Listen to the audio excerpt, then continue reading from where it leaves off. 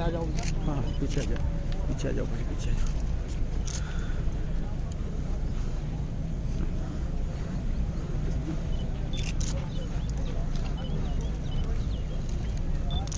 पीछे आ जाओ, पीछे आ जाओ, पीछे आ जाओ, पीछे आ जाओ, पीछे आ जाओ।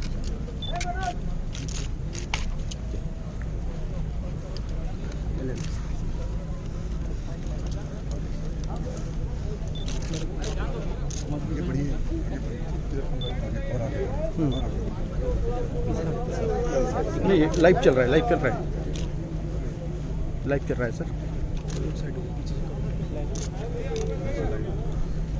लाइव चल रहा है, लाइव चल रहा है।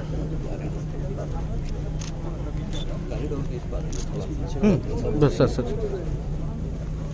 मेरा हाथ में अमित क्या समझा? बस हो गया।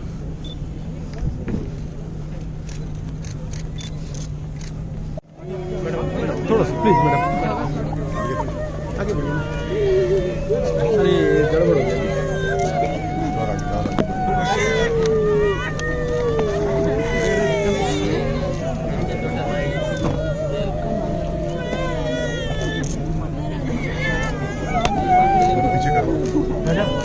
मैडम आप लोग पीछे हो जाओ, और पीछे हो जाओ, आप पीछे हो जाओ,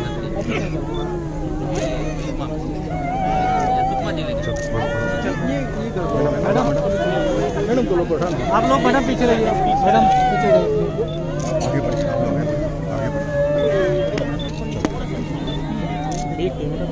हाँ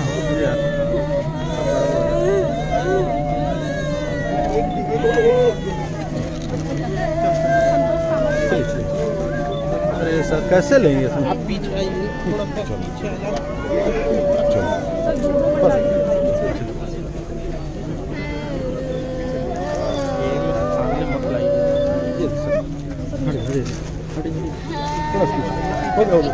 बस लास्ट फोटो है, हो गया।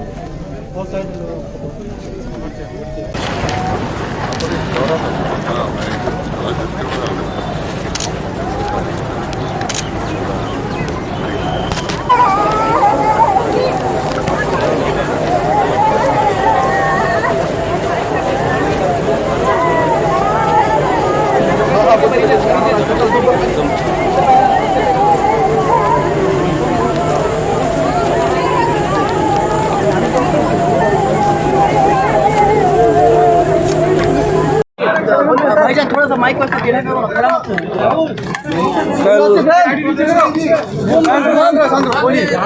परसों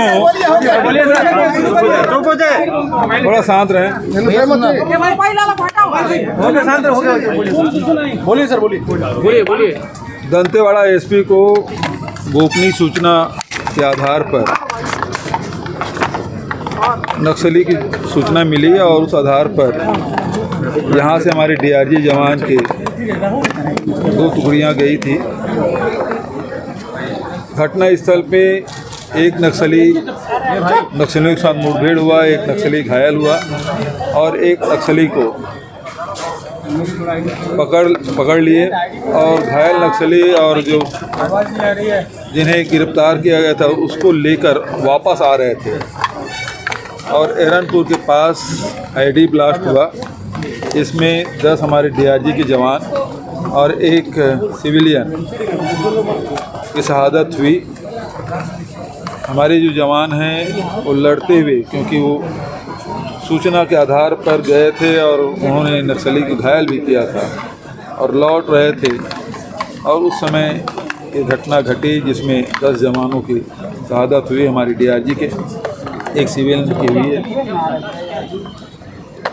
मैं उन्हें विनम्र श्रद्धांजलि देता हूं कि परिवार के प्रति संवेदना व्यक्त करता हूं और हमारे जवानों ने लड़ते हुए अपने प्राणों की आहुति दी है। ये शहादत बेकार नहीं जाएगी, बल्कि और तेज़ी के साथ ये लड़ाई और लड़ी जाएगी। जहाँ भी नक्सली की होने की सूचना मिलेगी, हमारे जवान अब घेर के उनके साथ मुठभेड़ कर रहे हैं, लड़ाई लड़ रहे हैं और साथ ही साथ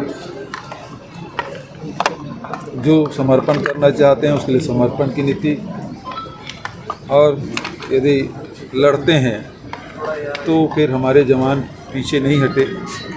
पिछले समय की भी घटना आप देखेंगे, लड़ते हुए हमारे जवान शहीद हुए थे। जितने हमारे जवान शहीद हुए उससे ज़्यादा नक्सलियों को नुकसान हुआ था। अभी भी हमारे जवान लड़ते हुए शहीद हुए हैं, मैं उन्हें विनम्र श्रद्धांजलि अर्पित करता हूँ। सीएम साहब, आज आपकी आंखों में कमिटमेंट। पहले तो बफर जोन पे ही कैंप खोलते थे, अब जगरगुंडा जाने के लिए आपको सुकमा जाने की ज़रूरत नहीं है, एरनपुर से भी जा सकते हैं। आप इधर से भैरमगढ़ और बीजापुर बासागुड़ा से होते हुए जा सकते हैं, सुकमा से दोर्रापाल होते हुए आ सकते हैं। तो ये जो एरिया है वो आरती का, जिसे हिडमा का हेडक्वार्टर कहा जाता है, अब वो लगभग चारों तरफ से घिर चुका है। जो नेशनल पार्क के एरिया है अब वो हमारे जवानों के पहुंच के अंदर है, तो अब उसके छुपने की जगह अब इस एरिया में बीजापुर, सुकमा, दंतेवाड़ा में अब नहीं रहा। और जो छोटी छोटी सड़कें हैं वो भी बनाई जा रही है, कैंप खोले जा रहे हैं जनता की सुविधा के लिए। पीडीएस साहब, स्कूल, आंगनबाड़ी केंद्र वो सारे खोले जा रहे हैं। तो लोगों का विश्वास सरकार के प्रति बढ़ा है और नक्सली लगातार पीछे हटते जा रहे हैं। और आईडी ब्लास्ट घटना लगभग 2 साल बाद हुई है। मैं समझता हूँ कि ये नक्सलियों का हताशा ही है कि उन्होंने इस प्रकार की घटना। वाहन चालक शहीद हुआ है, बाहर के कैडर नक्सली उनके लिए भी जो नक्सल नीति के आधार पर जो नीतियाँ बनी हैं, जो जवान शहीद होते हैं या सिविलियन शहीद हो रहे हैं, सबके लिए हमने मुआवजा की व्यवस्था की है, उसके तहत सबको मिलेगा। सर, सरकार अंतिम लड़ाई कार नहीं कर सकता, लेकिन पहले और अब में बड़ा अंतर आया है। पहले कैंपों पे हमला होता था और जवान अपनी सुरक्षा करते थे। आज नीति में परिवर्तन हुआ है। अब हमारे जवान सर्च करके उसके साथ मुठभेड़ करके लड़ाई लड़ते हैं और नक्सलियों को भी अपने जान गंवानी पड़ती है। तो हमारे जवान कैंपों में अपनी जान नहीं दे रहे हैं, बल्कि लड़ते हुए शहादत हो रही है। सर, ये जो समय चुना नक्सलियों दृष्टिकोण से नहीं, बल्कि ये जो समय है ग्रीष्मकालीन, ये उसी का रहता है, उसी का। और कि जंगलों में अब पेड़ पौधे सूख जाते हैं तो विजिबिलिटी बढ़ जाती है, और ये नक्सलियों के लिए भी और हमारे जवानों के लिए, दोनों के लिए सुविधाजनक होती है। तो ये अवसर की बात है कि हमारे जवान ज़्यादा शहीद हो गए, वरना हमारे जवान तो एक घायल करके और एक आदमी जिंदा पकड़ के लाए, दोनों को यहाँ ले आए हैं। एक उपचार चल रहा है और एक हमारी कस्टडी में है। तो ये इस प्रकार घटनाएं पहली बार आप देखेंगे, बहुत समय बाद इस प्रकार घटना घटेगी। जंगल में जाके घेर के नक्सलियों को पकड़ के ला रहे हैं। सर, कहीं ना कहीं SOP पालन नहीं किया जा रहा है। कैंपों की संख्या और बढ़ाई जाएगी, चुनावी साल है। हमने डिमांड की भारत सरकार से और मिलेगा और कैंप भी लगाएंगे।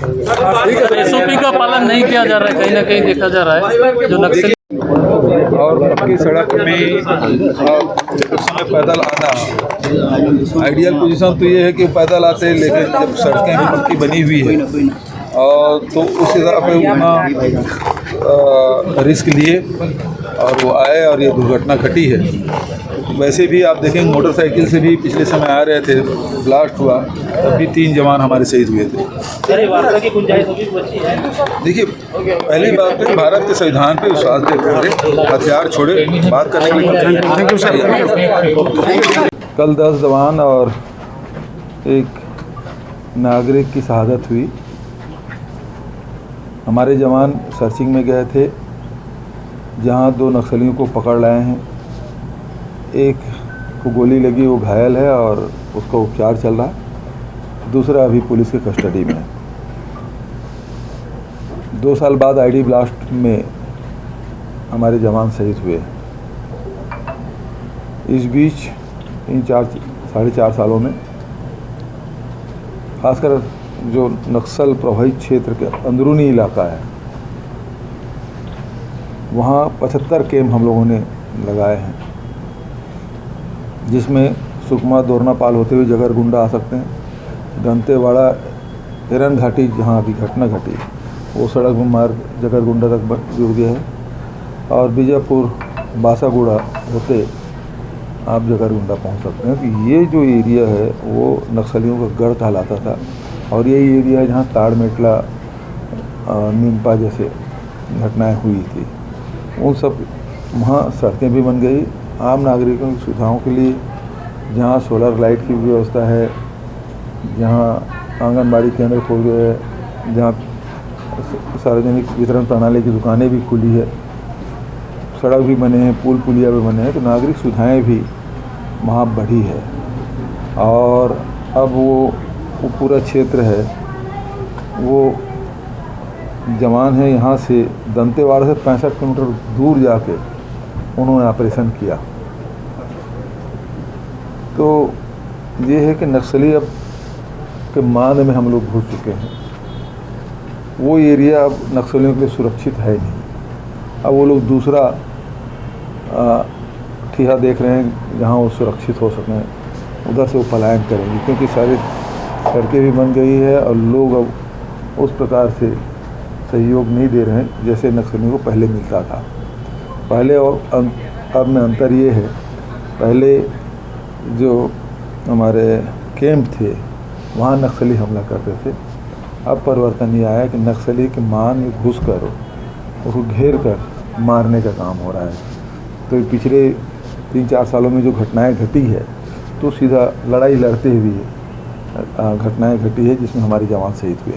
जिस तरह की ये घटना लग रही है, ऐसा लग रहा है कि ये प्री प्लान था, मतलब पहले से नक्सली इस तरह की घटना को अंजाम उस जगह दे सकते थे। तो क्या इनपुट पहले से सोर्सेस वहाँ कम नहीं, इनपुट हमारे पास तो था, तभी तो जाकर वहाँ ऑपरेशन किए, और ऑपरेशन किए तो 2 लोगों को पकड़ी थी, एक को गोली लगी और एक को उठा जिंदा पकड़ लिए, और वहाँ लौटते समय ये घटना घटी है।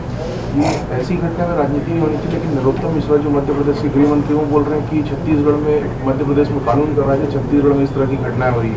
ये अंतर है भाजपा और कांग्रेस के राजनीति। नक्सली मारे जाते हैं और छत्तीसगढ़ में जवान मारे जाते हैं। हजरत में नरोत्तम मिश्रा को पूरी जानकारी नहीं है और वो राजनीतिक बयानबाजी कर रहे हैं। मैंने अभी बताया ना कि एक नक्सली घायल हुआ है और एक को जिंदा पकड़े, ऑपरेशन में गया। ऑपरेशन में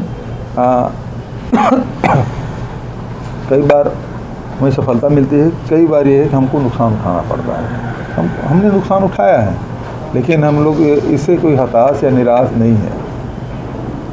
इससे बल्कि हमारे जवानों का मनोबल और बढ़ा है और तेज़ी से कार्रवाई करेंगे, और जो हमारे 10 जवान की शहादत हुई है वो बेकार जाएगी। इंटेलिजेंस फेलियर और हमारी विभाग जैसे कोई बात नहीं। बृजमोहन अग्रवाल भी कह रहे हैं कि सरकार जो है नीतियों में कमियां नक्सली नीतियों में कि इस तरह की घटना लग रही है।